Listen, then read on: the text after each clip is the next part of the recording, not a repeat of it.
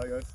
இப்போ நம்ம வந்து பார்த்திங்கன்னா இருக்கிற இடம் வந்து பார்த்திங்கன்னா நம்ம சிவசக்தி கார்டன் சொல்லிட்டு ஒரு லேஅவுட்டில் இருக்கோம். நம்ம இது வந்து ஒரு ஃபார்ம் ஹவுஸ், பெரிய நல்ல ஒரு ஃபார்ம் ஹவுஸ் இது.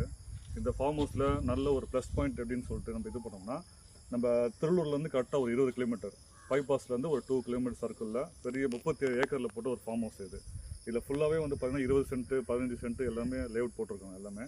இதில் வந்து எல்லாமே செம்மரம் தான். இங்கே பாருங்கள், எல்லாமே செம்மரம் தான். ஃபுல்லாக செம்மரம், தென்னை மரம் வச்சுருக்கோம்.